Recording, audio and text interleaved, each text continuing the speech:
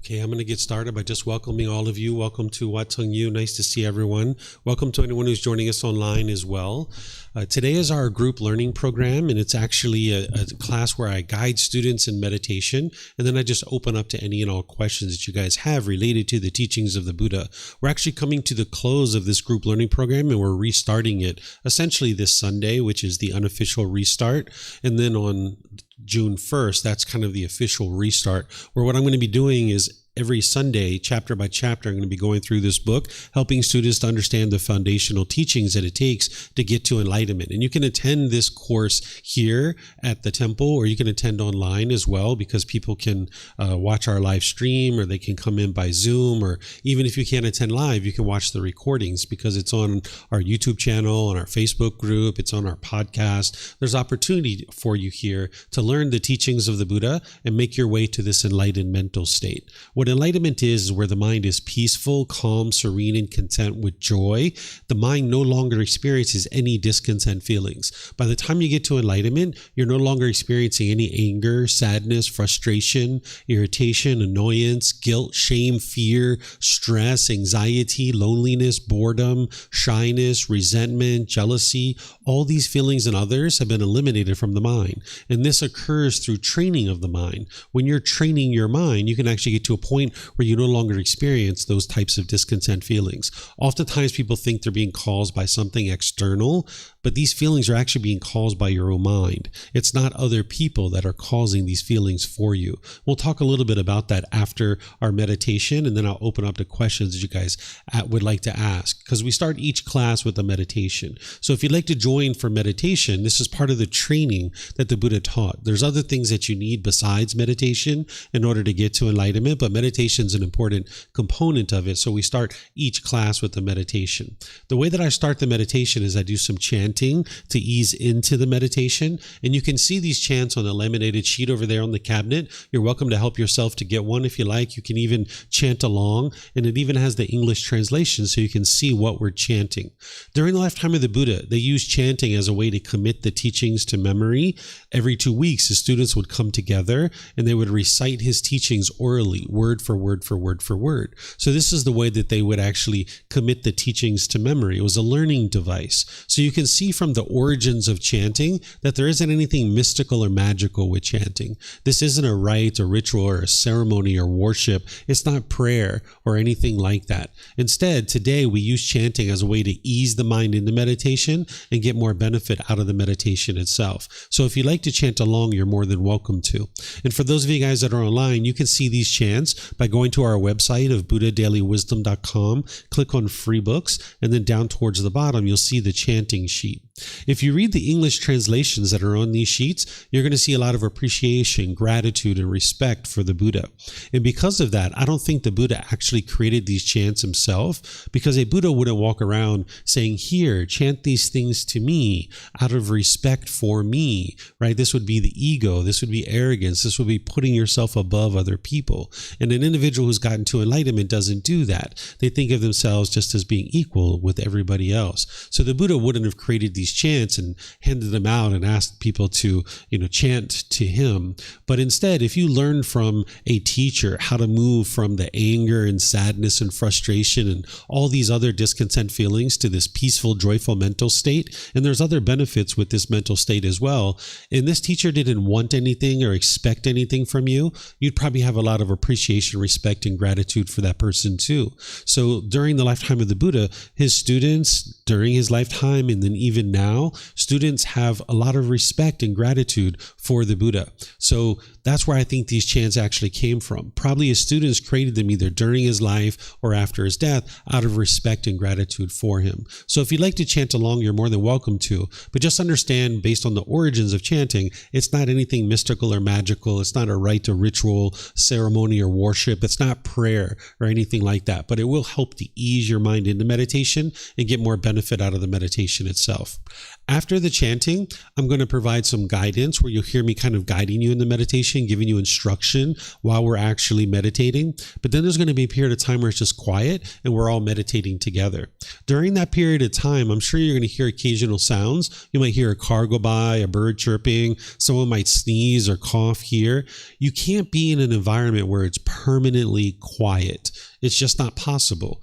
The world is impermanent. Everything around you is constantly changing. So if your mind craves permanent quietness, when you hear a sound during meditation, you'll be annoyed, you'll be frustrated, you'll be agitated. But that's your own mind that's causing that. You can experience the peace and joy by training your mind to let go and not crave this permanence in your day-to-day life. So you're going to hear occasional sounds, I'm sure, but you can just understand that those things are impermanent. They're going to arise, they're going to change, and they're going to fade away. They are temporary.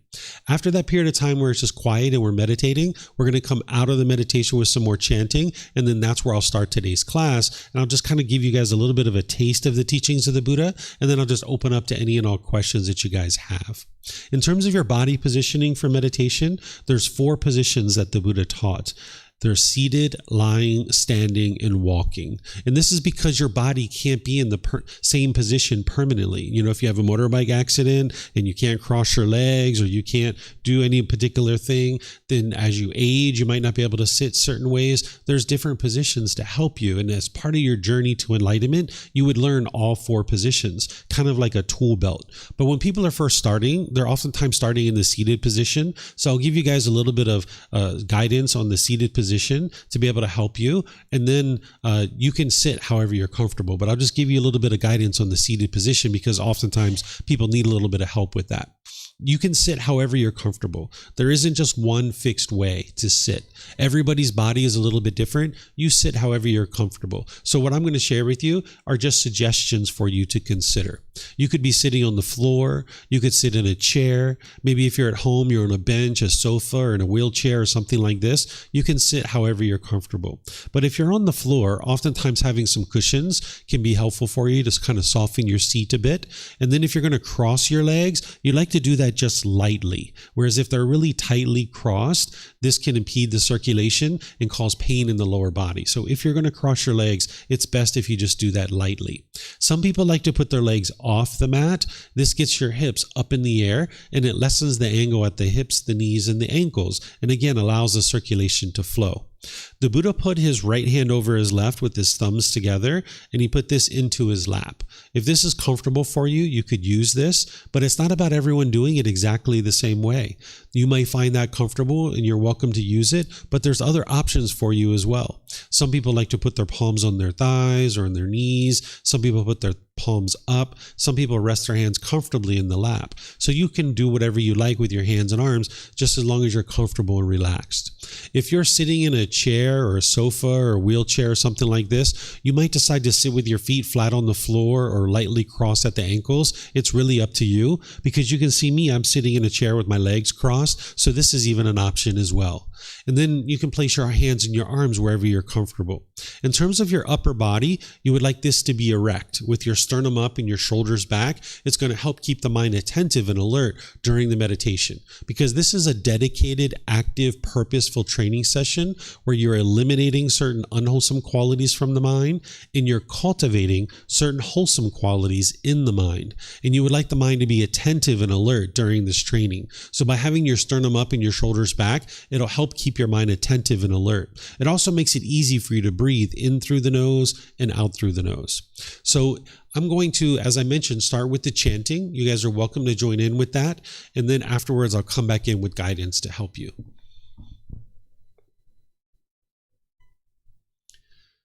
Arahang Samma Sambuddho Bhagava Bhutang Bhagavanang Apivateyami Savakato Bhagavata Tammo Dhammang Namasami สุปฏิปันโนมหะคะวะโตสาวกสังโฆสังฆังนามามินะโมตัสสะภะคะวะโตอะระหะโตสัมมาสัมพุทธัสสะนะโมตัสสะภะคะวะโตอะระหะโตสัมมาสัมพุทธัสสะนะโมตัสสะภะคะวะโตอะระหะโตสัมมาสัมพุทธัสสะอิติปิโสมะคะวะอะระหังสัมมาสัมพุทโธวิชาจารนังสัมมุโนสกขาโตโรกาวิตุอนุเตโรปุริสานามาสติสตาตาวามนุสนังปุตโตภะคะวะติ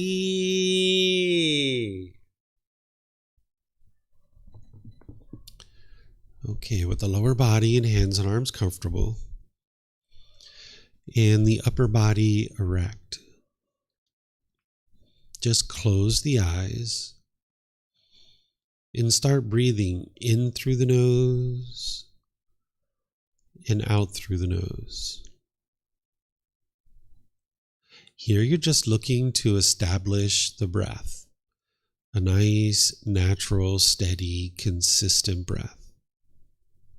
Not forced or controlled, just a gradual inhale through the nose, experiencing the full breath. And then whenever you're ready, exhale out through the nose. Breathing in and out. Breathing in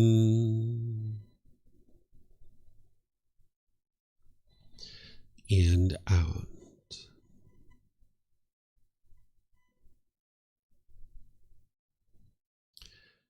Your breath may not match up with the guidance that I'm providing, and that's okay. This is your practice. I'm just here for guidance. You can use this voice as a reminder that whenever you get to the next inhale, breathing gradually through the nose, developing a nice, natural, steady, consistent breath. And then whenever you're ready, exhale out through the nose, experiencing the full breath. Breathing in and out.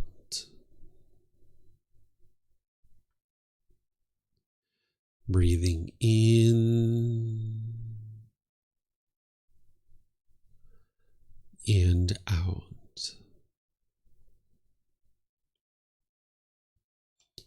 With the breath well established, start fixating the mind on the breath, either the sound of the breath coming into the nose or the sensation of air moving over the skin into the nose. The breath is the present moment. Fixate the mind on the breath, the present moment. Breathing in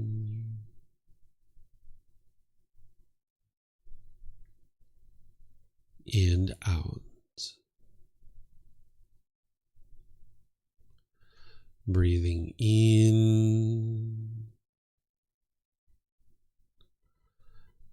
and out.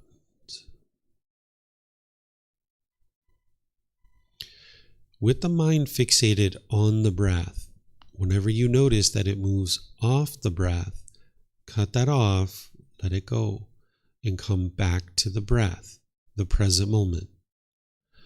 No need to observe the thought, label it, judge it, analyze it, or even try to figure out where it's coming from. Whenever you notice that the mind is moved off the breath, cut that off, let it go, and come back to the breath, the present moment. Breathing in and out. Breathing in and out.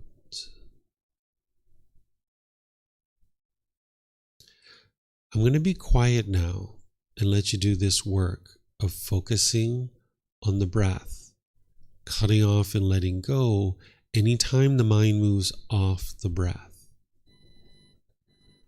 You have nowhere to go. There's nothing to do. No one needs you right now. This is your time to focus on the breath. Breathing in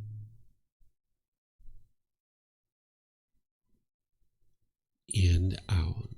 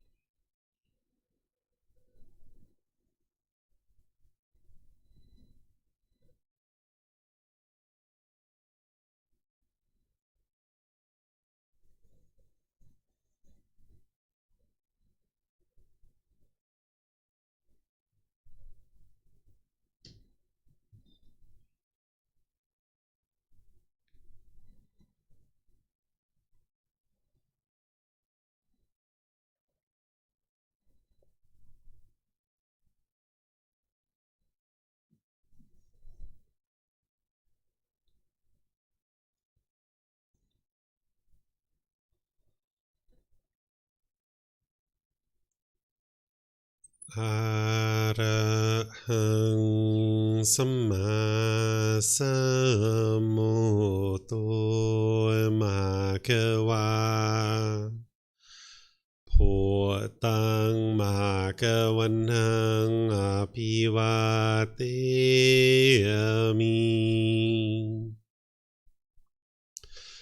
สวากขาโตมหะคะวะตาธัมโมธัมมังนัมสสามิ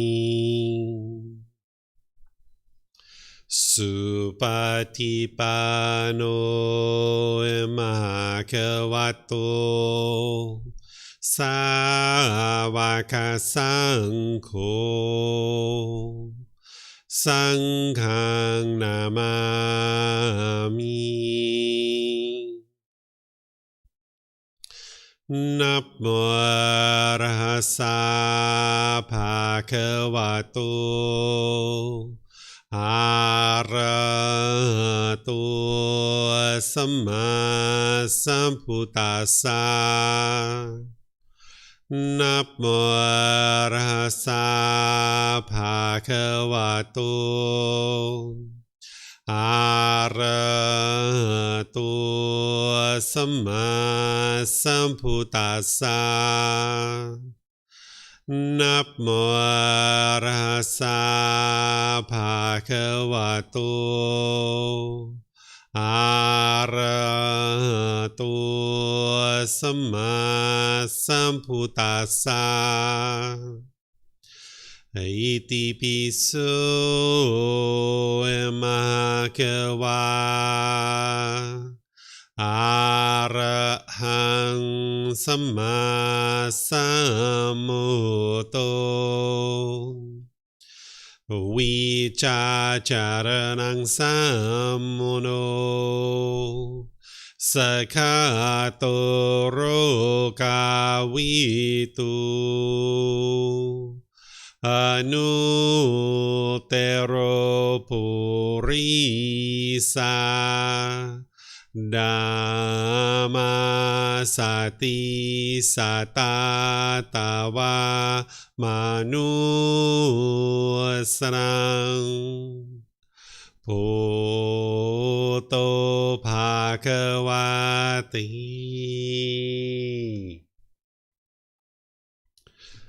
Okay, if you guys would like to slowly make your way out of meditation.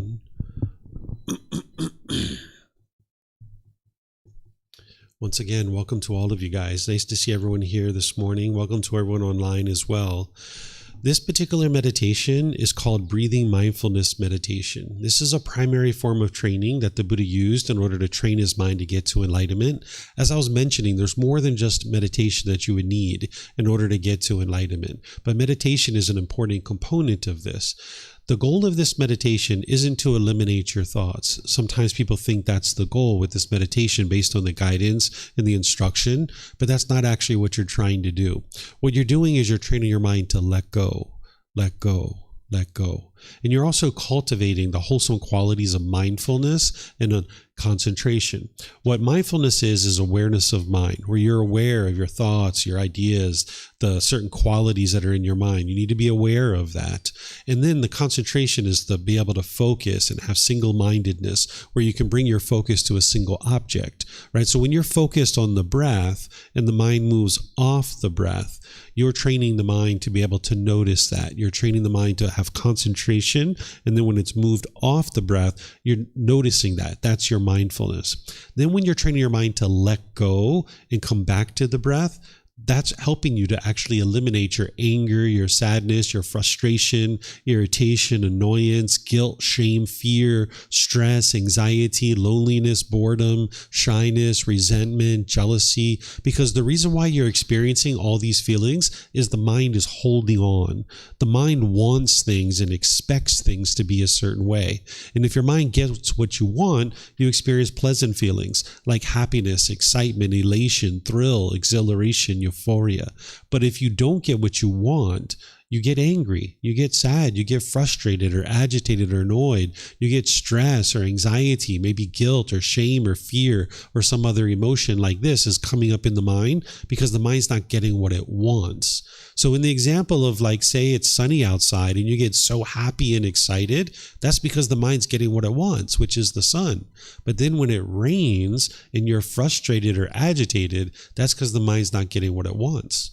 Or if your bank account balance is up here and you're so happy, now it goes down here. Maybe you're sad or frustrated. This is because the mind's not getting what it wants. So your mind is actually causing its own discontent feelings. In these situations, you can see that it's not other people that are causing your discontentedness because there's not even other people involved.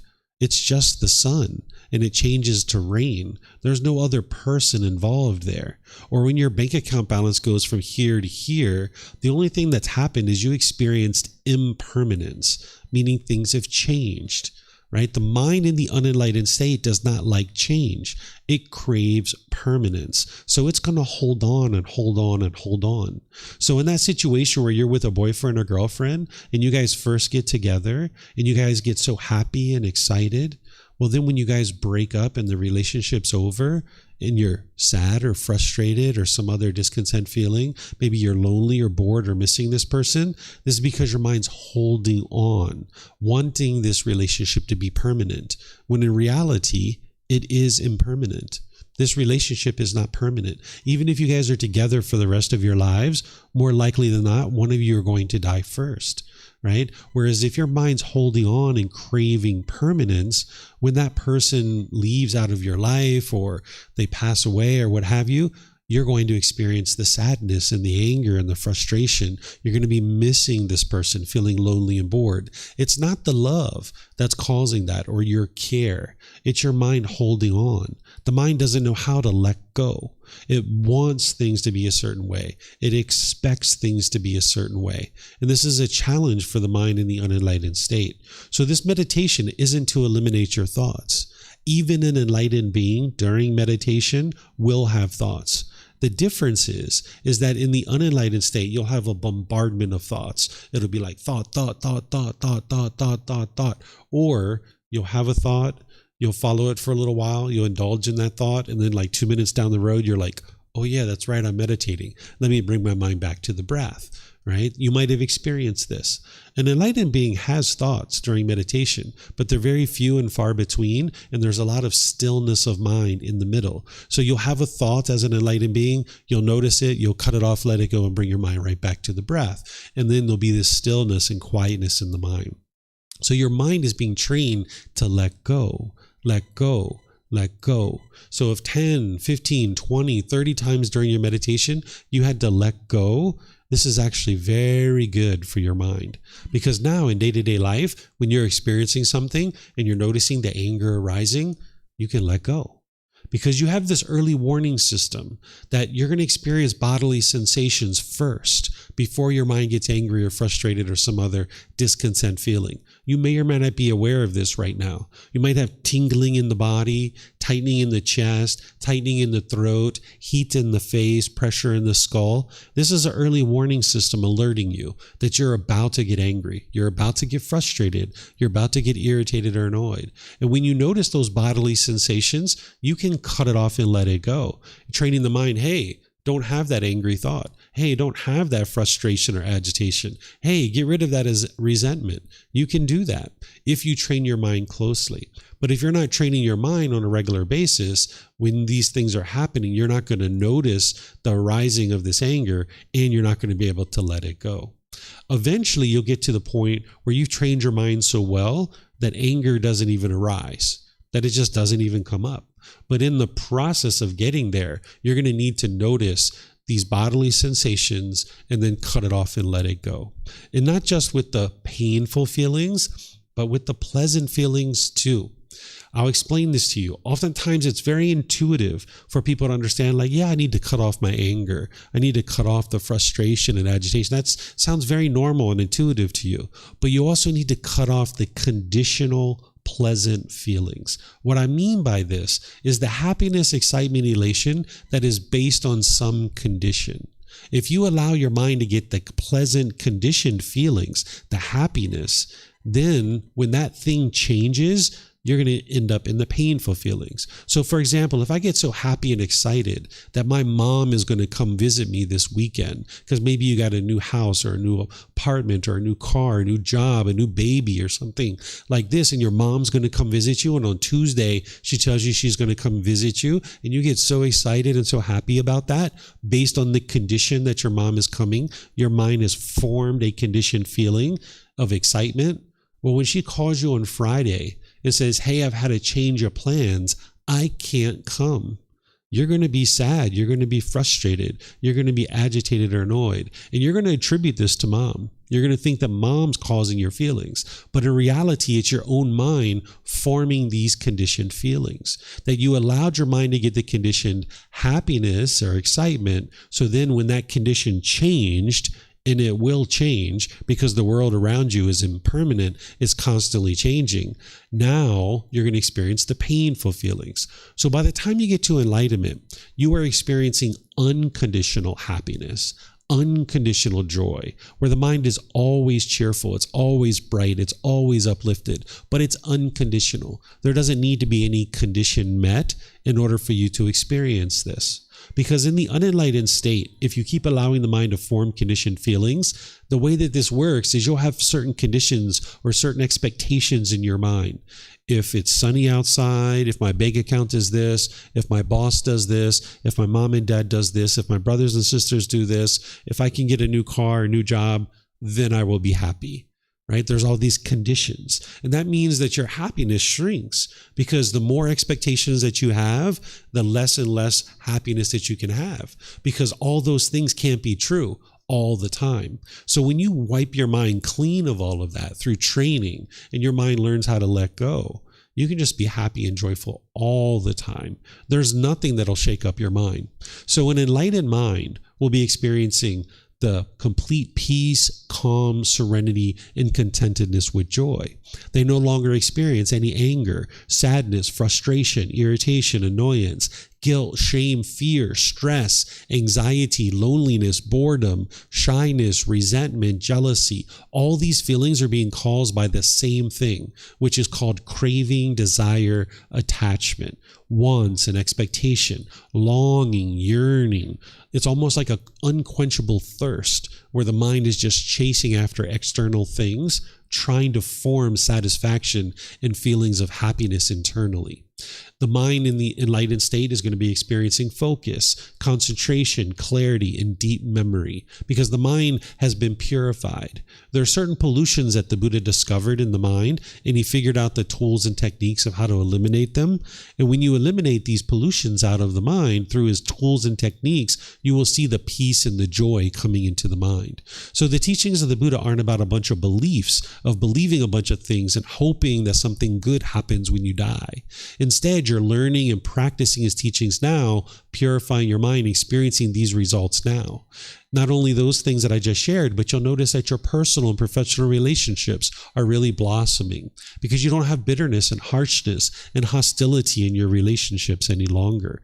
But right now, that might be kind of challenging for you. You might have certain relationships that you have challenges in, and you can transform all of this by working with your own mind. Oftentimes we think the way to change our relationships is to change the other person. That's what the mind usually is trying to do, is change mom or change dad or change brothers or sisters. You're not going to get to peacefulness that way. You need to change your own mind and not having these expectations and wants for them to be a certain way. You're going to need to learn how to love all beings and getting to the point where you can have harmonious personal and professional relationships with all the people around you. By the time you purify your mind, you won't even experience a bad mood. It's physically impossible for you to experience a bad mood by the time you get to enlightenment. So this all happens through training of the mind. The Buddha didn't teach a bunch of beliefs. In fact, there's no belief in the teachings of the Buddha whatsoever. You're learning, examining, and investigating his teachings. You're verifying those through your reflection, independently verifying whether they're true or false, and then you're practicing his teachings, integrating them into your day-to-day life, and this is what's transforming your mind. What he's helping you to do is awaken to wisdom. When we talk about awakening to enlightenment, this is a mental state that you experience in this life. It's not rules and commandments. It's not any of that stuff, right? It's about awakening the mind to wisdom. There's certain wisdom about this world that your mind doesn't currently understand. If you're experiencing anger and sadness and frustration and all these other discontent feelings, there's certain wisdom about this world that your mind doesn't currently understand. No matter how long you've been in this world, sometimes we think because of our ego that we already know it all, but this isn't actually true. If your mind is experiencing sadness, anger, frustration, and these other discontent feelings, there's certain natural laws that are affecting you, whether you're aware of it or not. And when you don't understand those natural laws, you will struggle and you will have difficulties. That's what the stress and the anxiety and the anger and the frustration and all those other feelings are, is it's the mind struggling. There's certain wisdom that the mind doesn't have about this world, and it's now struggling. Just like the natural law of gravity was affecting all of us, whether we were aware of it or not, and we struggled with that natural law when we didn't have wisdom of it. We fell down, we hit our elbows, we broke open our knees, we broke our toys. We had all these difficulties with the natural law of gravity when we were growing up. We cried and cried and cried. We struggled in this world because we didn't understand the natural law. But slowly but surely, we gained wisdom of this natural law, that by the time we were 10 or 12 or 14 years old, we had learned to tie our shoes tighter, not be so giddy and bouncing around on the street all the time. We're at the point now where we can ride bicycles, we can climb ladders, we can get on airplanes and fly all over the world because we fully awoke to the wisdom of the natural law of gravity, because this natural law is affecting you whether you're aware of it or not. And when we were younger, we were unaware of it, but it was still affecting us. And we didn't believe in the natural law of gravity. We can see it for ourselves, right? We can independently verify. There it is. Right? We can see it, right? It's the same thing with all these other natural laws that the Buddha taught, that you're not going to be able to see them by yourself until you first learn what they are. Just like the natural law of gravity. You had to learn from other people that there is this natural law of gravity. And then once you learned about it, you verified it yourself and you saw it for yourself. So it's the same thing. You're going to need teachers and guides to help you to be able to understand what are these natural laws. And then when you learn and examine those, you reflect on them to verify it, and then you practice making wiser and wiser decisions. This wisdom that you cultivate about these natural laws, you'll be able to navigate the world more peacefully, more harmoniously. You won't experience all this stress and anxiety. It's not a 1 week thing. It's not a 1 month thing or even a 1 year thing.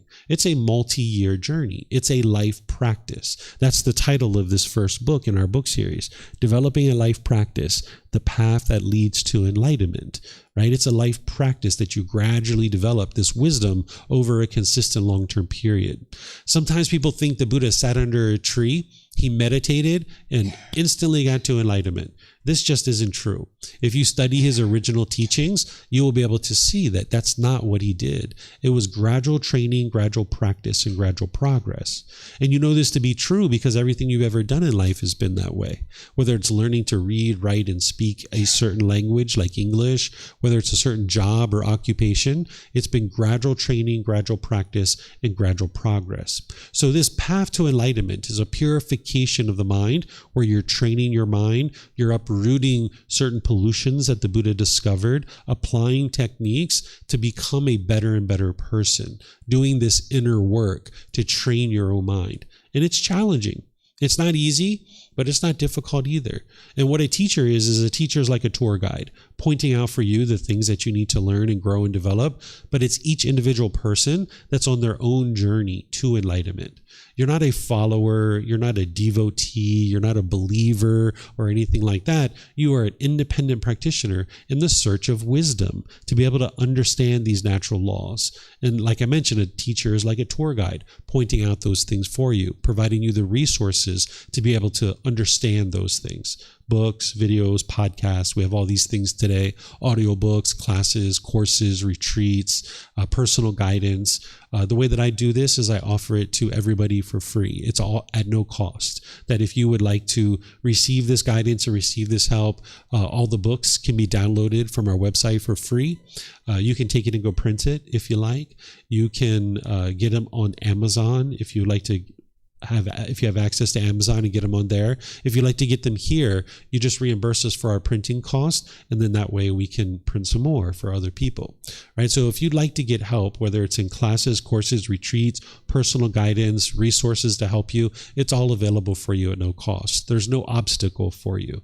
So you don't have to live with the stress and anxiety. You don't have to live with the fear and the guilt and the shame. If you have an inner dialogue in your mind that's degrading and diminishing, and where you talk negative to yourself, you don't have to live this way. You can transform your mind, but you need the wisdom of how to do that. And none of us grew up learning how to do that. And now as adults, you have the opportunity to do that.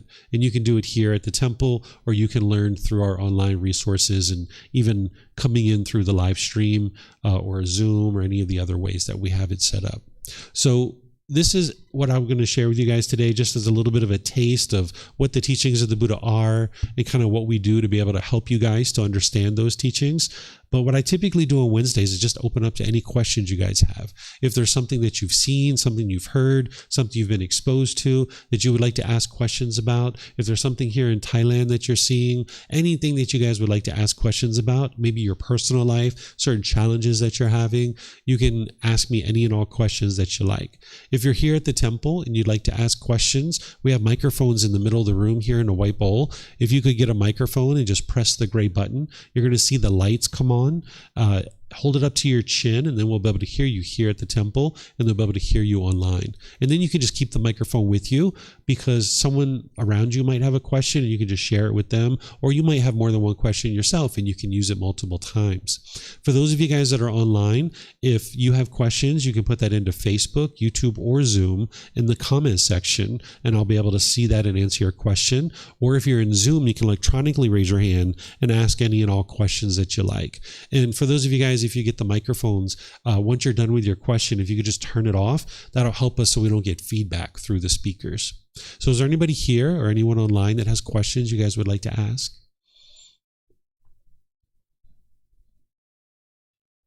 Yes, sir. Yeah. If you don't speak with a microphone, the people online won't be able to hear you. Let's see. We've got some questions online as well.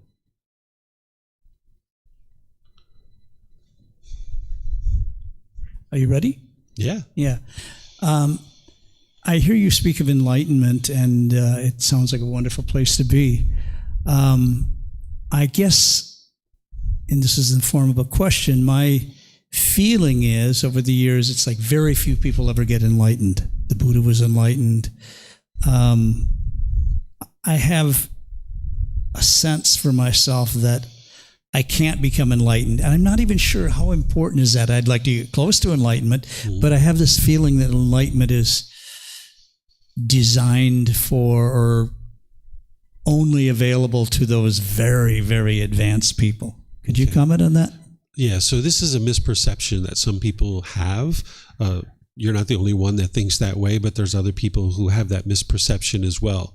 During the lifetime of the Buddha, countless people were getting to enlightenment, because a Buddha's wisdom is very deep and very profound, and they're able to bring the teachings into the world in a way that they're shining in the world, and countless people will get to enlightenment during that person's lifetime. And then afterwards, the first 500 years after the death of the Buddha, countless people were getting to enlightenment because his teachings were really bright and vibrant and shining in the world. But he talked about these 500-year cycles where his teachings would slowly deteriorate over time. He described it, and we can see that that's exactly what happened. So nowadays, his teachings haven't been shining in the world as much as they could be, and that's what I'm involved in. Is I'm working to bring these teachings into the world that an international community can understand them, because I have them in English and I can share them in English, where the Thai people, they have had these teachings for 800 to 1200 years. This is one of the reasons why they're so so peaceful and so joyful here in Thailand. And you see, it's called the land of smiles because it's really easy to smile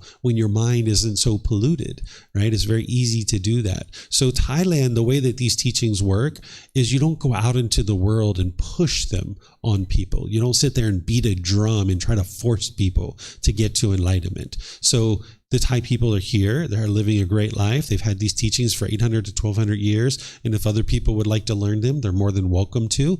So people come here to learn in Thailand. But nowadays with modern technology, they can be shared throughout the world.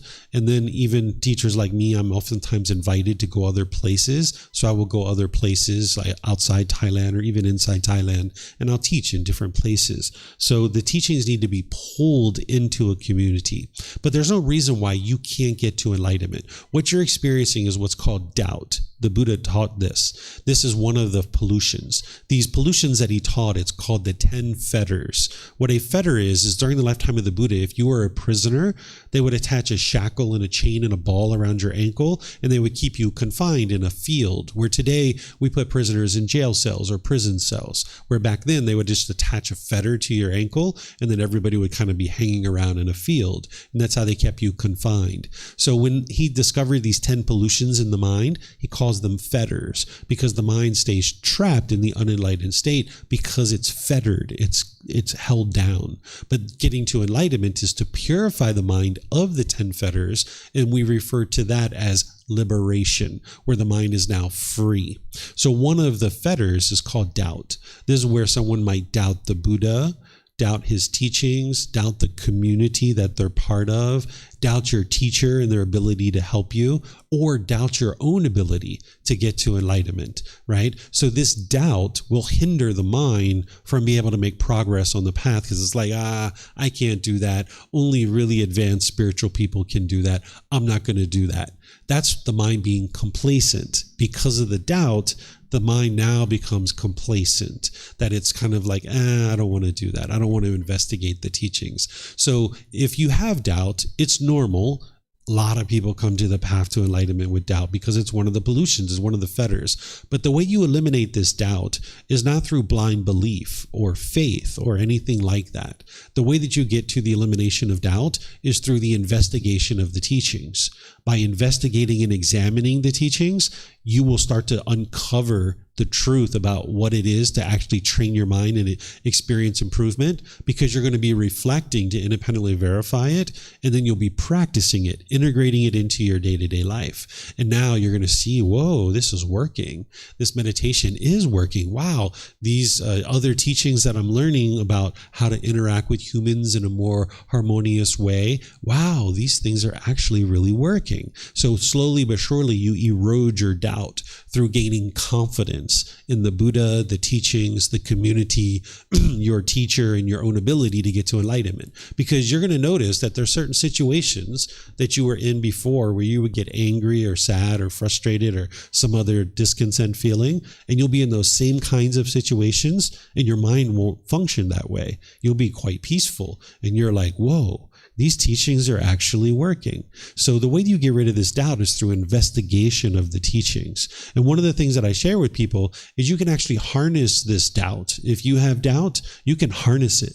You can be like, yeah, I do doubt the teachings of the Buddha. That's not where I am right now, but someone might say, yeah, I do doubt the teachings of the Buddha. I don't know whether this person lived. I don't know his teachings, if they work. I don't know if this community can really help me. I don't know if this teacher is able to help me. And I don't know if I can get to enlightenment myself. I just don't know if I can do it. You know what? Let me sink my teeth into this. Let me roll up the sleeves, start reading some books, start attending some classes, and let me see what this thing is all about. So you can harness this doubt and turn it into an inquisitive mind, where your mind is inquisitive and like, hey, I don't know. Let me see for myself. Because one of the things that the Buddha says, come examine my teachings, right? He never says, just believe me, right? He says, come, examine my teachings. Because he knows if you examine his teachings close enough, you're going to see the truth. And you're going to see that the condition of your mind in your life is improving, because your relationships are going to improve. The condition of your mind is going to improve. You'll see it for yourself. It's just a matter of time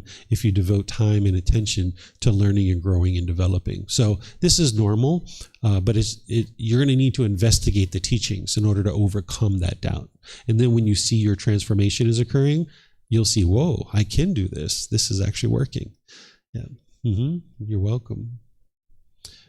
Any other questions here at the temple? We have some coming in online here. Let me read these. This is from Omar in Zoom. He says, for the no-killing teaching, how do you deal with mosquitoes during meditation when you really can't avoid them? For example, you don't have screens in your house. Don't you want to shut all airways? Some are also already in the corners in your house waiting for humans to be still. We know you could get sick with a bite. Okay, Omar. So the first thing to understand is the Buddha didn't teach no killing, right? This is something that people misunderstand. This sounds like very black and white, right? No killing. It sounds like a rule or a commandment. The Buddha actually didn't teach that. What he taught you to do is to live compassionately for the welfare of all living beings. This is why it's so important to learn with the original words of the Buddha. If you get volume 1 and you go to chapter 7, you'll be able to see the words of the Buddha on this, where he teaches you to live compassionately for the welfare of all living beings. Because let's just say somebody broke into your house at 3 a.m. in the morning and they were attacking you.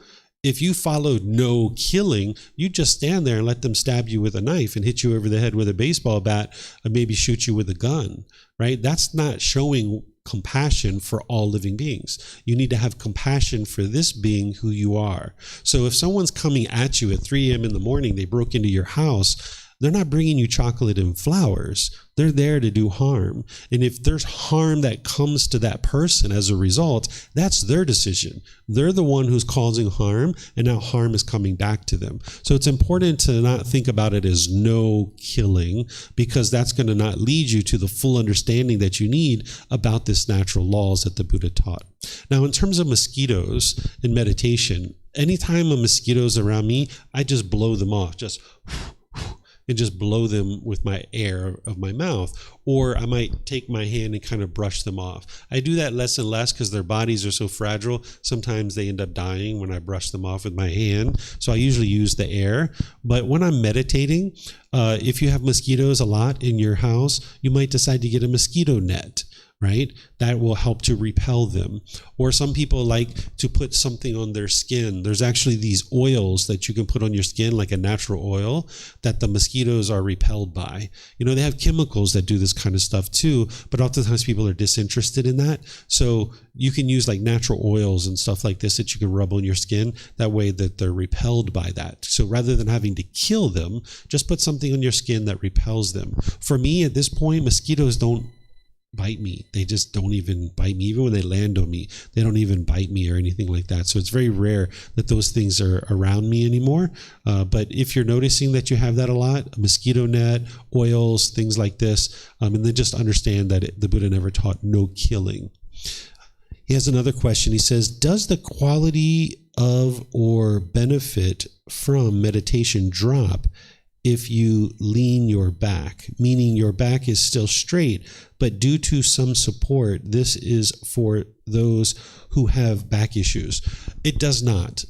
It's helpful to keep your body erect because that's going to keep your mind attentive and alert. But for some people, they're not used to meditating. They need a little bit of support. You can lean back a little bit. You're not interested in completely engulfing the upper body, like kind of really slouching and kind of doing that kind of thing, because the mind will tend to be unresponsive and unattentive, but just kind of leaning back a little bit just to give yourself a little bit of support. This is, again, showing compassion and loving kindness for this being who you are. Because if you're experiencing pain in the body when you're meditating, this is not going to help you to cultivate the mind, because this meditation, it's a dedicated, active, purposeful training session where you're eliminating certain unwholesome qualities and you're cultivating certain wholesome qualities. And you can't do that if all you experience is pain. Pain pain, pain, pain. So it wouldn't be wise to sit there in pain. So just leaning back a little bit can give you that support, and it'll help you so that the body doesn't experience the pain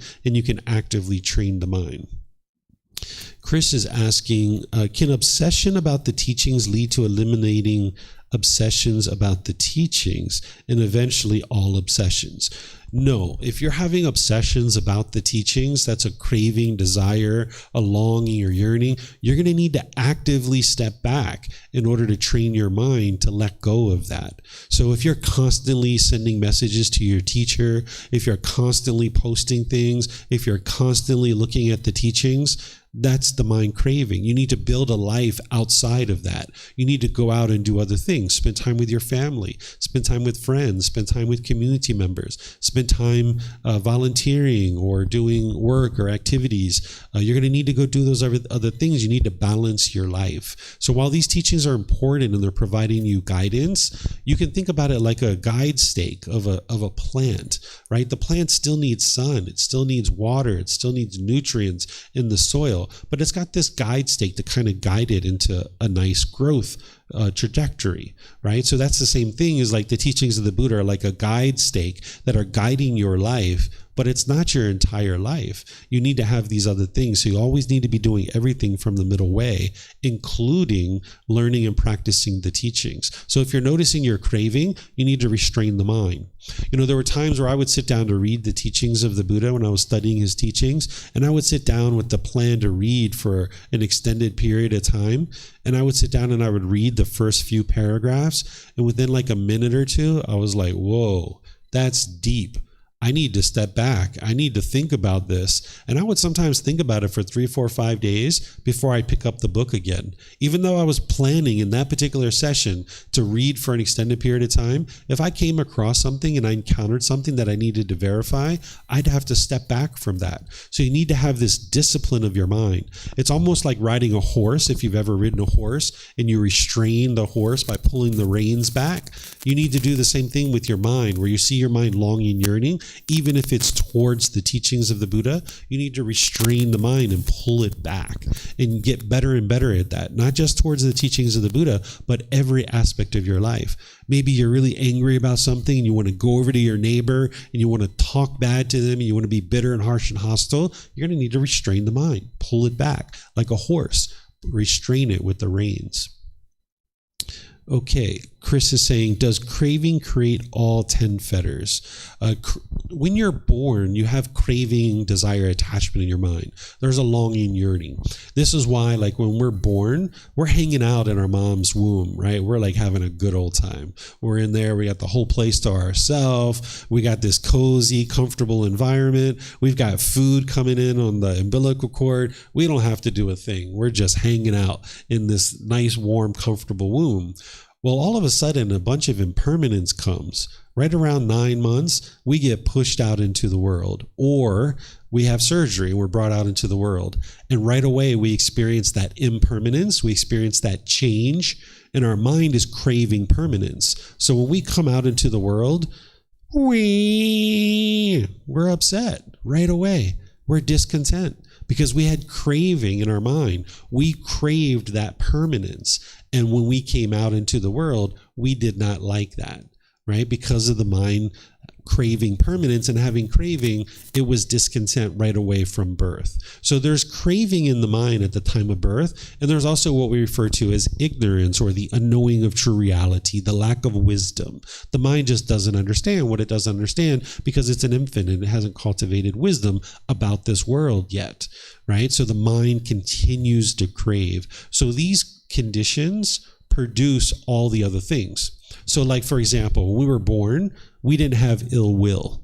We didn't have anger, hatred in our mind. We didn't go into the nursery hating other babies. We also didn't have conceit, which is like arrogance and pride, measuring and comparing, placing yourself above people or below people. Like, we didn't go into the nursery at the hospital like, my gloves are better than your gloves. My hat's better than your hat. My crib is better than your crib. Man, you think your crib's nice? You should see mine. Mine looks really good, right? We didn't do that. But now at this age, because your mind has been conditioned a certain way, you might be thinking those kinds of thoughts. My job's better than your job. My car's better than your car. My clothes are better than your clothes, right? That's all developed in the mind as we age because of this craving, this longing, yearning, and this ignorance that's in place at the time of birth. So these 10 fetters start to become developed and more deeply rooted as an individual ages.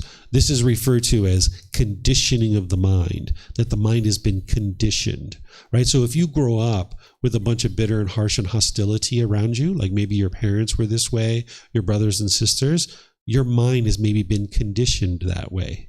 You might think that the way to function when somebody does something opposite of what you want them to do, you might think the way to solve that is yell and holler and be bitter and harsh towards them.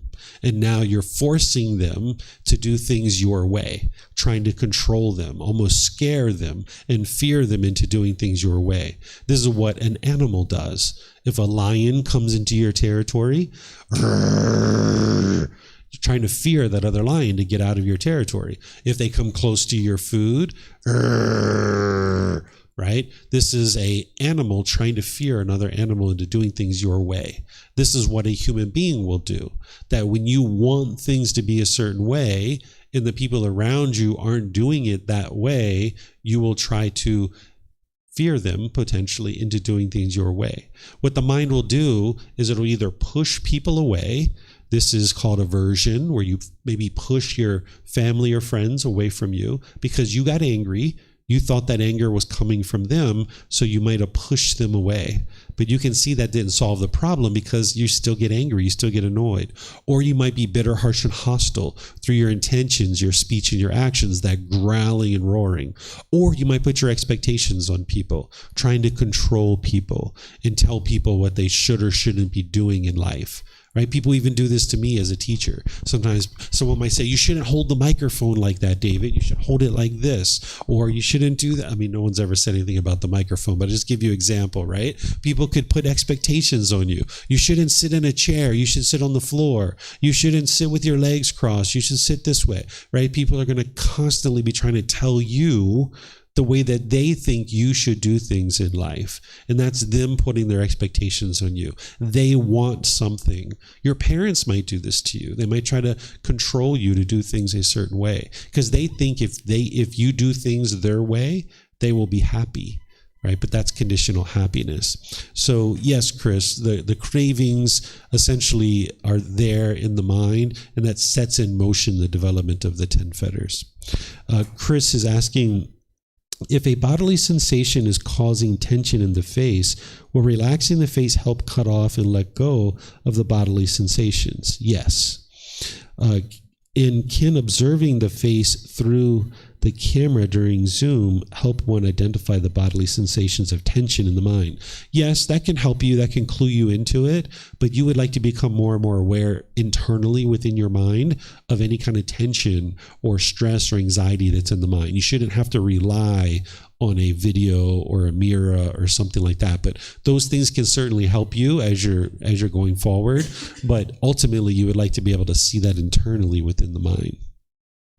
Chris is asking more. He says, if there is a craving to be around people who are enlightened or use right speech, could being sound people who use frivolous speech or gossip be helpful? Oh, being around people.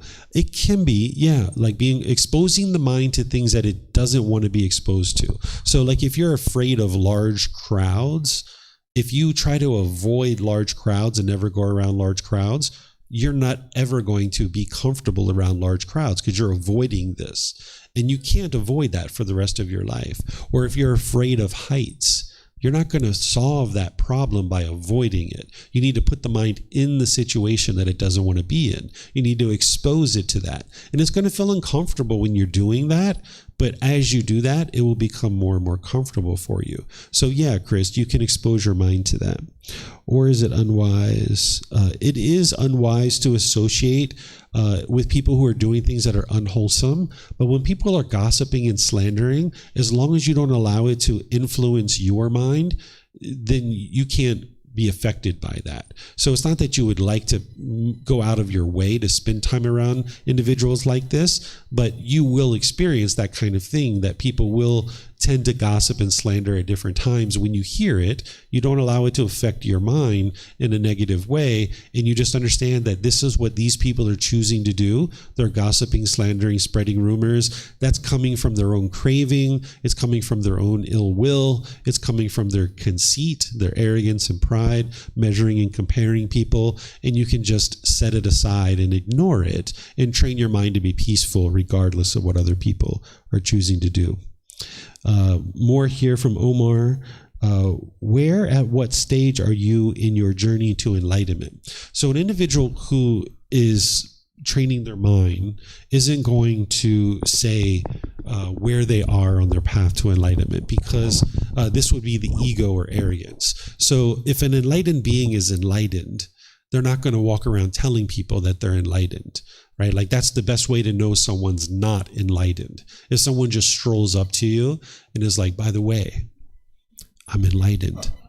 Oh, really? Oh, what should we do? Should we bow down to you? Like, what do you want from us, right? This person is still wanting something. They're still having ego, right? So people ask me this question a lot. So I understand where your question is coming from, Omar. A better way to talk about this or ask these kinds of questions is that if you know what enlightenment is, you can ask somebody questions like, when is the last time you experienced anger? Right? Because someone can answer that kind of question. Or if they're a teacher, you can ask questions like, what kind of students do you accept and what kind of students do you reject? Right? Because if a teacher is rejecting students, that means they don't have loving kindness and compassion, right? There's different questions like this. You can ask them, is it possible to eliminate the ego? Because some people will tell you it's impossible to eliminate the ego, that you would die without an ego, but this just isn't true.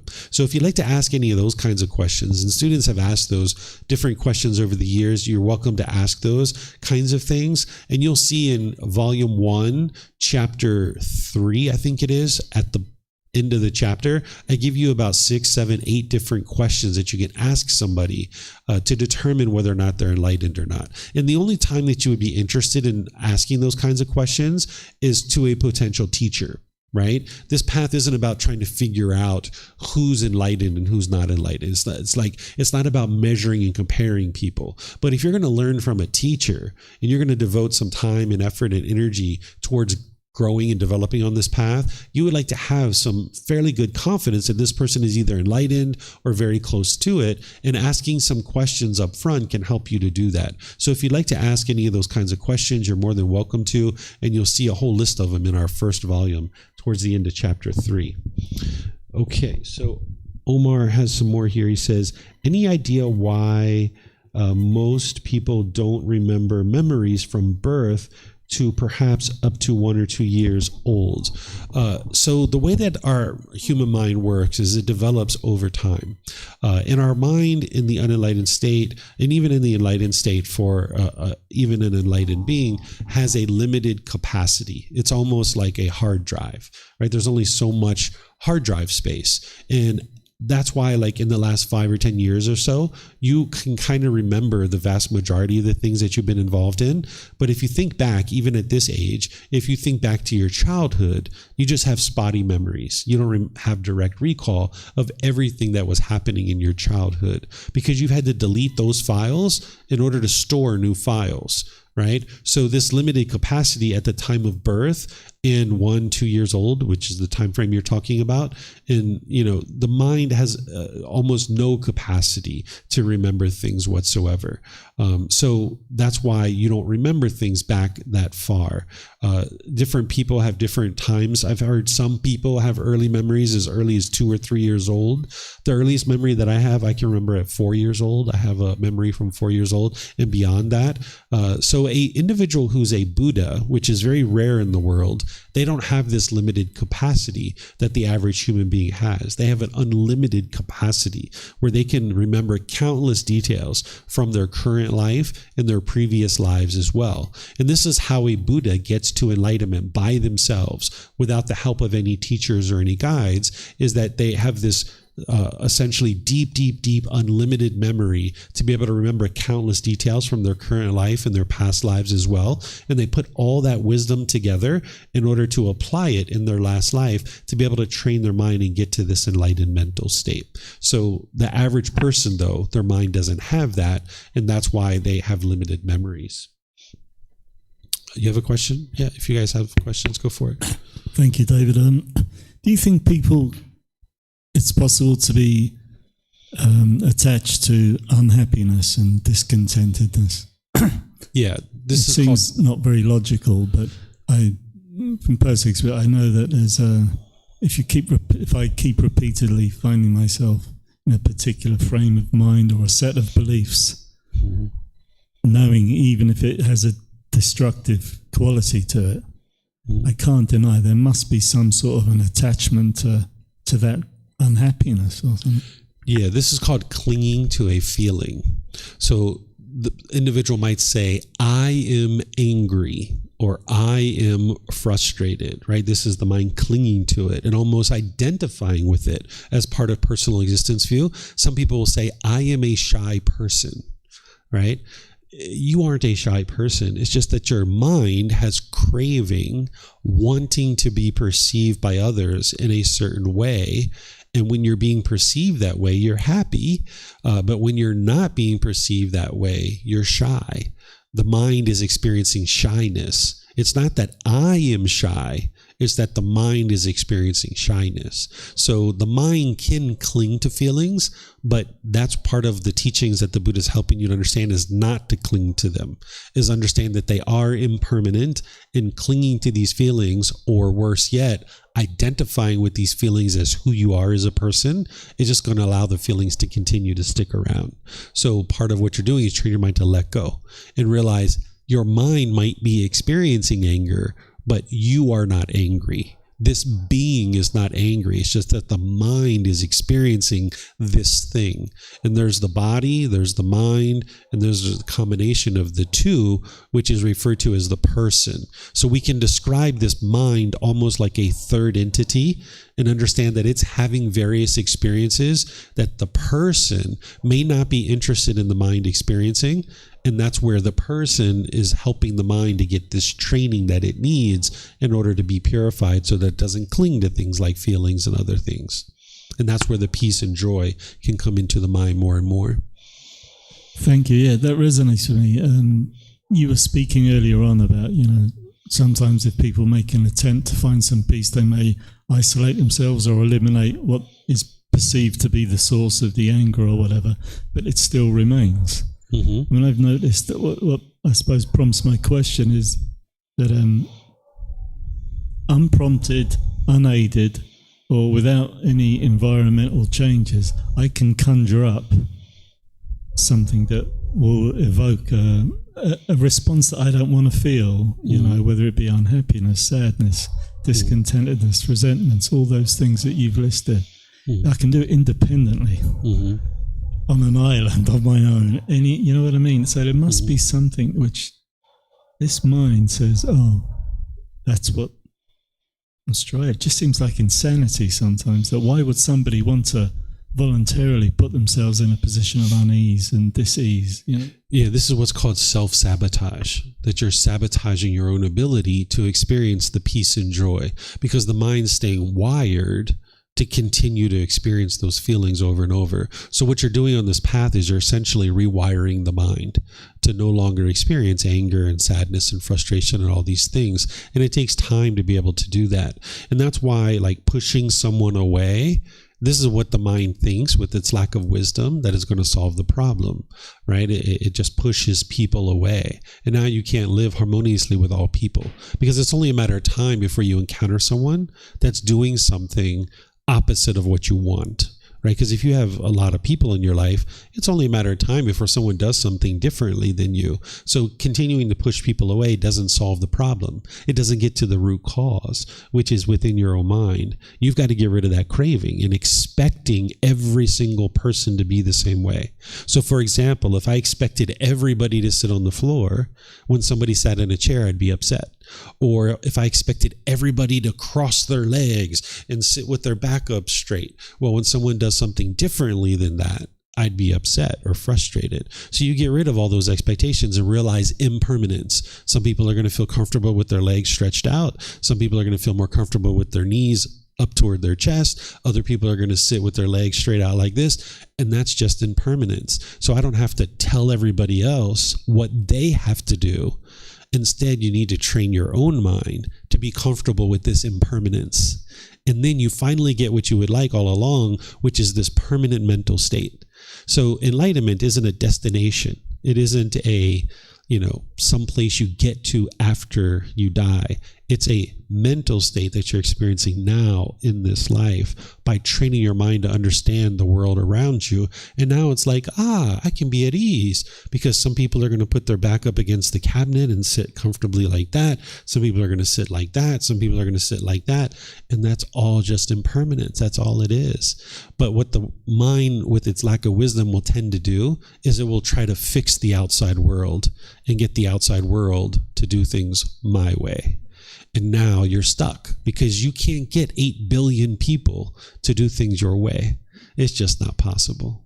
So that's why by training your mind and letting go of these things, you can get to the peace and joy. But that's self-sabotage, what you're talking about. Have some more questions?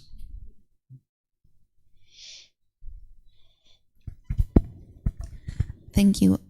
What is the difference of self-love and selfishness? Sure.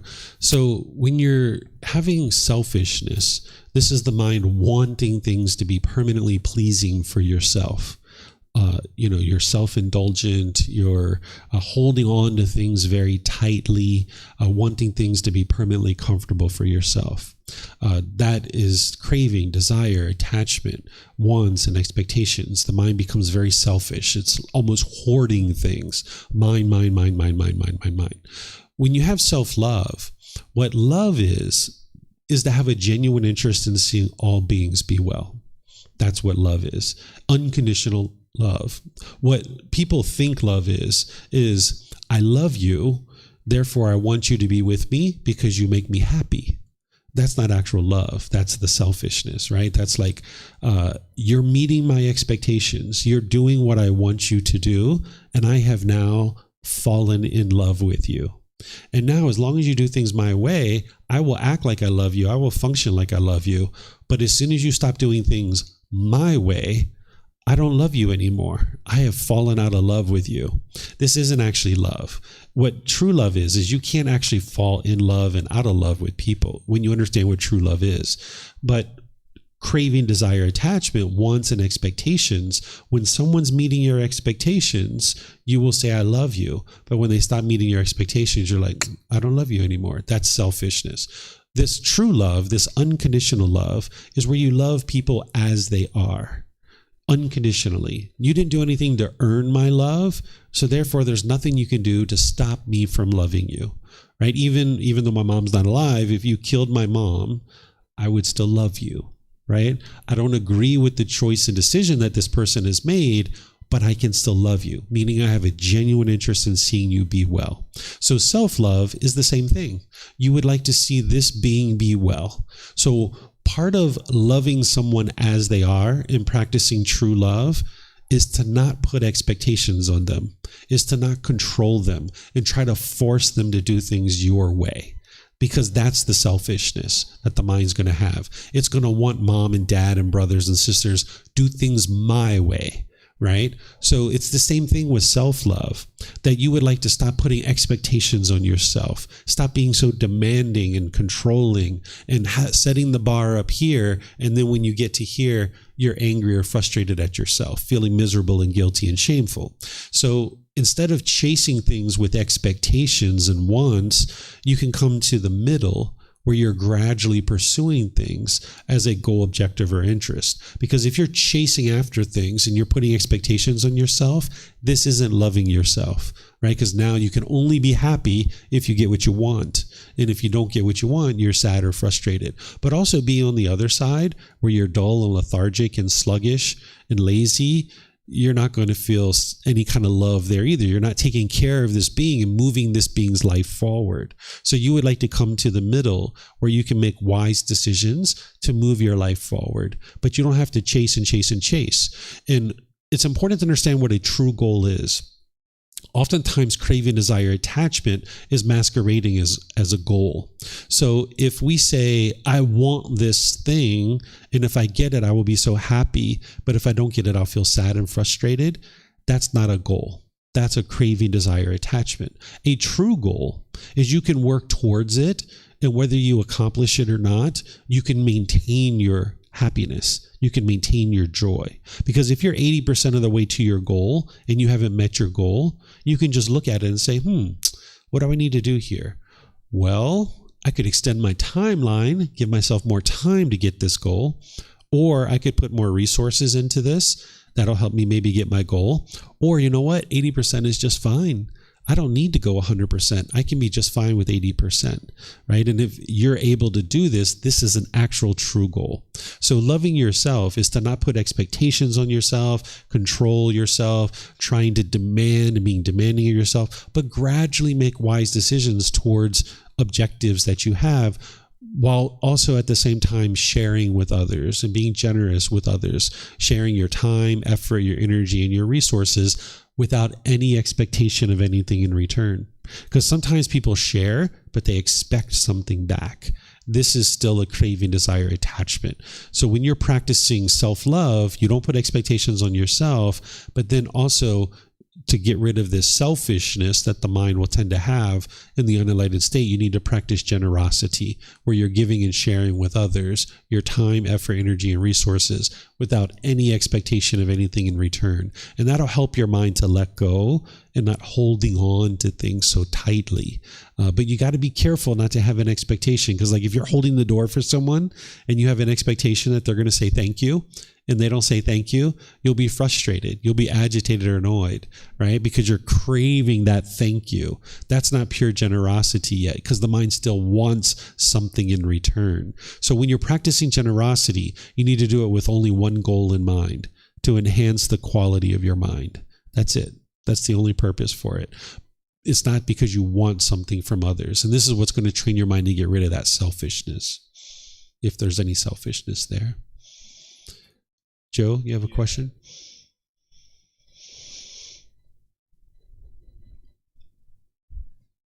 David, why doesn't anyone sit here? Sometimes they do. It's impermanence, right? Sometimes people sit there, sometimes they don't. It's just impermanence. It usually depends on where the first person sits, because the way that the mind tends to work in the unenlightened state is it conforms to what other people do. So if the first few people come and sit here, you'll see lots of people come and sit here. And if not, then they'll kind of sit further back. It's all impermanence. And I'm completely comfortable either way. It's nice when people sit up here, but I can teach any way that people like. Yeah. That was your question? Seriously? Oh, okay. All right. So it looks like Frank in Zoom has a question. So go ahead, sir. Dear David, thank you for today's session. My question relates to whether or not the concept of acceptance shows up in the teachings. And what I'm thinking is, we know that we need to practice and learn to let go, cut things off and let things go. Using as an example, physical pain that you might feel. One concept, or at least from what I understand from the teaching, is that you learn to let go of the pain. You don't hold on to it. Is there a concept of essentially unconditional accepting, for example, the pain? So yes, the pain is there, but instead of fighting it, I accept it. And, is that, it feels like it has the equivalent effect of letting go, but I wonder if this concept of unconditioned acceptance shows up in the teaching. Okay. The Buddha doesn't talk about it that way, but since you've brought up this topic of pain, I can explain to you how to deal with this, okay? So in the unenlightened state, when you experience physical pain, you're going to experience two things. You're going to experience the physical pain, and you're going to experience mental anguish going along with it, right? So say you're walking through your dark hallway of your house and you stump your toe. Boom! You can feel the physical pain. That's like getting hit with one dart. But then, because the mind in the unenlightened state craves permanent comfort, when it notices that the body is experiencing pain, now the mind will experience pain as well. It'll experience anger and frustration. It actually heightens the physical pain because there's a craving for permanent comfort of the body. So it's like getting hit with a second dart, right? The Buddha describes it this way, and you can experience this as you look at your life. You get hit with that first dart, which is the physical pain, then you get hit with the second dart, which is the mental anguish. And that's because the mind is untrained. It's craving permanent comfort of the body. It doesn't understand impermanence. It's still clinging to this body, and now you experience the mental anguish right along with it, and it's a heightened sense of pain. Well, when you train your mind and you understand impermanence and you don't have this craving for permanent comfort, you don't experience the mental anguish. If an enlightened being stumps their toe in the hallway, they're going to experience the physical pain, but there's no mental anguish. They might even start laughing when they stump their toe, right? So it's a very muted amount of physical pain. When the mind is tranquil, the body will be tranquil also. So there isn't that significant pain in the mind. They're no longer experiencing any painful thoughts or feelings within your own mind by the time you've trained it. But the way you get to that is you train the mind to understand the universal truth of impermanence. You don't accept it. You be able to verify it for yourself and see everything around you is impermanent, including this physical body. No matter how enlightened you are, you're still going to experience sickness, aging, death, loss, and destruction. You can't ignore these things. You can't not experience them. You will experience sickness, aging, death, loss, and destruction. These are what's called the unobtainable. No matter how enlightened you are, you will still experience these things. But the difference is that you won't experience the anger and the sadness and the frustration. So when you're sick right now, for example, when the human body is sick, you might be frustrated or agitated by that. All that's happened is impermanence. If you're craving this body to be permanently healthy, when it's experiencing sickness, you'll be agitated. Same thing when you age. If you're craving permanent youthfulness, when you get wrinkles and you start losing your hair, you get gray hair, things like this, you'll be frustrated, agitated with that. If you crave permanent life, when you get close to death, you'll really struggle with that. With loss and destruction, you are going to lose things, right? You're not going to be able to keep everything. You're going to lose money sometimes. You're going to lose material possessions. These things are going to be destroyed, right? If a tree falls on your house, it doesn't matter how enlightened you are, that tree is still going to fall on your house. The difference is the unenlightened being is going to be really shaken up by that and really upset. The enlightened being understands this is an impermanent situation. My house can't permanently be nice and, completely strong and with this structure. When this tree falls on my house, well, of course, because this house is impermanent. And now this tree being on my house, that is impermanent too. Let me call somebody to get out here with a chainsaw and cut this thing up and repair my roof. And maybe I need to stay at a hotel for a few days or a week or so while this work is being done, right? This is just an impermanent situation. That's all that's happened. But the unenlightened being is going to crave for this house to look a certain way, and they're going to be really shaken up when it's not that way. So what you need to get to, Frank, is where your mind understands impermanence and you understand it in the world around you, and you're not craving for things to be permanent. Okay, so we've got some more coming in here from Omar. He says, let's say you had a bad encounter with someone you often meet, like a neighbor. You decide to forgive him or her, but don't want to unnecessarily deal with anymore. So is consciously avoiding that person because you have differences still not best as a practice aligned to the teachings of the Buddha? Yeah, because in this situation you have aversion. You can't be comfortable around that person. And now you're on guard, constantly trying to see when this person is outside, and you're not interested in going outside in your own yard just because this person is standing in their yard, for example. So, a lot of traditions, they talk about forgiveness, forgiving people for things. Well, that's because people don't realize that those painful feelings that are in your mind, they weren't caused by your neighbor in this example, right? People feel like, oh, my neighbor upset me and now I need to forgive them for that. That is the lack of wisdom that the mind has. This neighbor hasn't made you upset. Like, let's just say, for example, your neighbor decides to build a fence, and you don't like this fence because it's blocking your ability to see their house, and you would like to see their house, and you get upset by this. This is because of your craving. Your mind is wanting to see their house, and now when they erect a fence on their property, you're not getting what you want, which is to see their house, and now you get frustrated and agitated. So you don't have to forgive your neighbor for anything in that situation because you're causing your own anger. You're causing your own frustration. There's nothing to forgive, right? And by you trying to avoid this person, it's just you trying to get what you want, right? So this is pushing them away. So you would like to get to the point where you're completely comfortable around this neighbor or not around this neighbor, understanding that you're not going to always agree with all people. This comes back to true love. We were talking about love just there for a little bit. What the unenlightened mind has expectations. It wants mom and dad to be this way, brothers and sisters to be that way, your boss or friends to be this way or that way. And when they do things your way, you're happy. And when they don't do things your way, you're sad or frustrated. And you have certain expectations for them, right? And now someone might get to a point where they hate this person or they dislike this person. That's because there's certain expectations within one's own mind that they want this person to be a certain way. And if they're that way, they like them. And if they're not that way, they dislike them, right? That dislike is coming from your own mind. It's coming from your own expectations. You can get to a point where you understand everybody's different. Everybody's going to do things differently, and that's okay, right? If someone chooses to be rude and hostile and bitter, for example, that's their choice, but it doesn't have to affect your mind.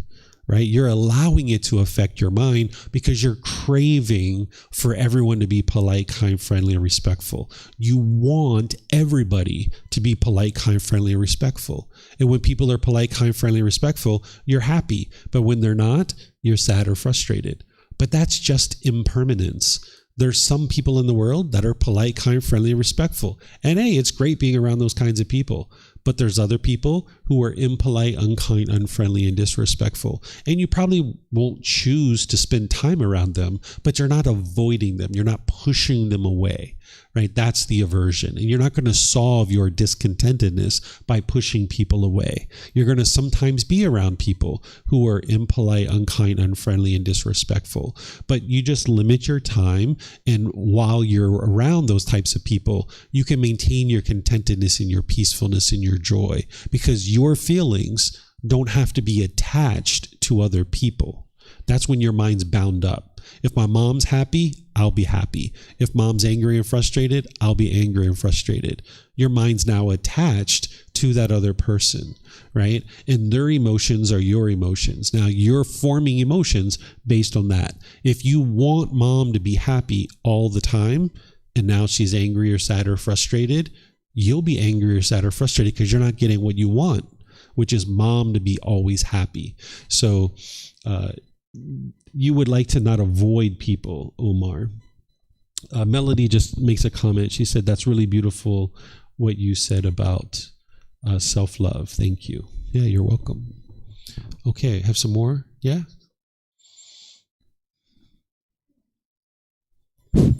Hello, Master. My question is, what is the difference between giving others advice and putting expectation on others?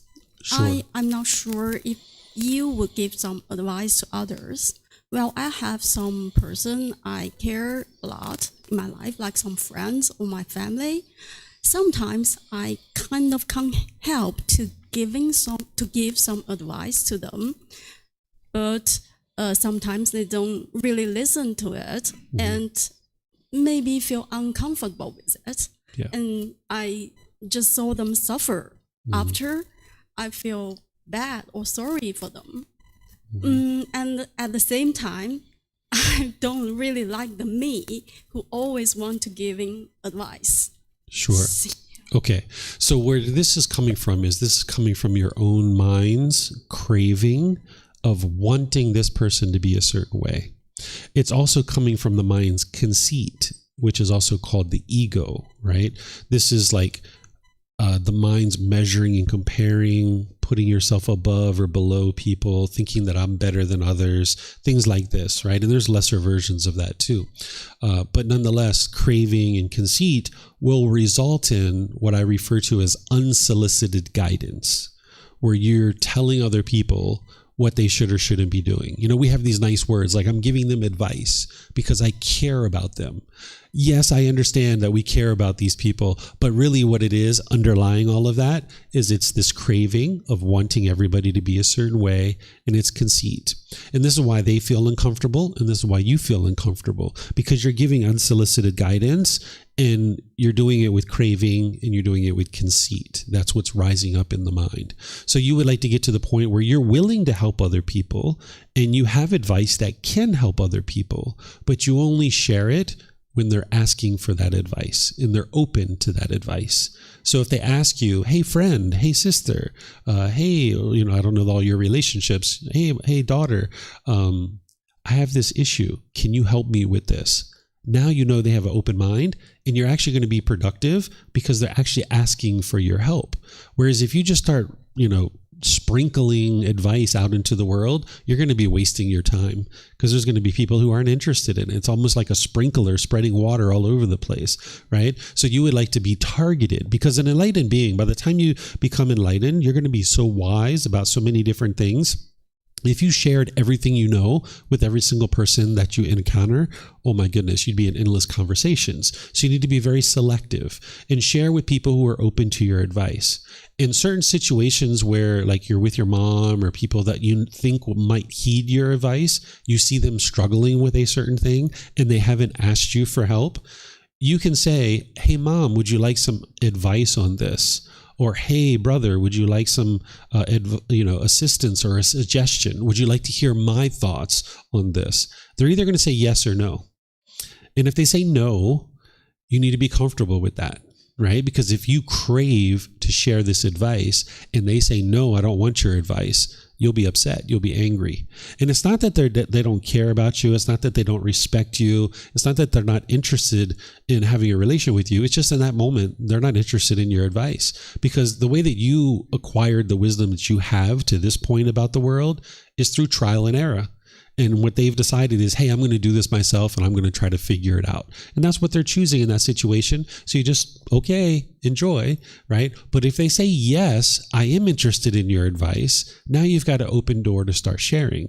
And now you know that they're open to your advice and it's valuable time because they're going to maybe do something with it. But sometimes people say, yes, I'm interested in your advice. And now you start sharing it with them and their ego comes up. 30 seconds in, 2 minutes in, they don't want to hear anything you have to say. And you've got to recognize that too. And you need to be willing to say, hey, you know what? It seems like you're not really interested. Let's do something else. You need to just change the subject, go to something else. You need to be comfortable with letting go. Don't see that as an opportunity for you to be angry or frustrated. Their ego's coming up. They really don't want to hear what you have to say. They said yes, probably to be polite. But then when you started sharing with them, their ego came up and they're rejecting what you have to say. Just change the subject. Just stop talking about it, because you're just wasting your time at that point. You can only help people who are interested in your help. That's it. You can't force people to do things your way. But where you ask and people say yes and they're open to your advice, wonderful. I've even had situations, this was a long time ago. One time my mom, she came to me and she said, David, I'm having this big problem. I need your help. I said, sure. What is it, Mom? She talked to me and explained this whole problem to me. I gave her advice. I helped her with everything. Probably a good 45 minutes or an hour. I sat there and spent time with her, helping her, right? And at the end of the conversation, she said, David, I think your advice is right on, exactly what I should do, but I'm not going to do it that way. And I said, okay, Mom, up to you. Do whatever you like to do.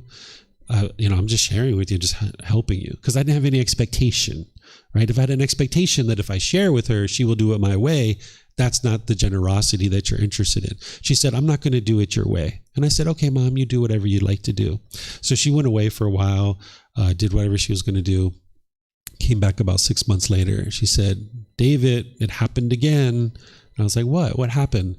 She said, well, I got your advice. I didn't do it your way, and it turned out bad, exactly the way you said it would. I should have just listened to you, right? I all these years, I keep seeing that I don't do things the way that you recommend, and it keeps turning out badly. I should have just did it your way. And I said, no worries, Mom. I still love you, right? So this is what unconditional love is. You need to still love those people. When you're sharing and practicing generosity, you do it without any expectation of anything in return. Mm-hmm. Yeah, and then you'll be comfortable and they'll be comfortable because you're only sharing with people who are open to your advice. Right? Okay, I don't think I see any more questions anywhere. Hello to everyone on the internet. All right, I don't see any questions anywhere else. So what I'm going to do then is just end class here by thanking all of you guys for coming to learn. Thank you for your interest to understand the teachings of the Buddha. If you guys would like to learn more, whether it's here or online, you can do that because we have regular classes Sunday, Wednesday, and Saturday at 9 a.m. and 9 p.m. Thai time. And I live stream these. We have them 9 a.m. here at the temple and I live stream it. And then at 9 p.m. I do it from home. I have a home studio where I teach from there and I live stream that as well. There's no live audience there, but you can learn through the live classes or you can watch the recordings. Slowly but surely you can learn if you'd like. On June 1st, like I mentioned, we have the restart of the group learning program from the very beginning, but really next week this week, no, it's considered next week, the 25th on Sunday, that's kind of like the unofficial restart of our group learning program. So if you'd like to learn then you can. So all of these classes, courses, and retreats are available for you. We have a bulletin board over there with all the listings. They're also on our website as well. If you'd like to see them on our website, buddhadailywisdom.com, you'll see the events calendar and you can click on that and you can see all the events that we have. And you're also welcome to come talk to me and I'll be able to help you as well. So thank you all for being interested to learn and perhaps I'll see you guys in a future class. Have a very wonderful and lovely rest of your day. Sawadee-khap.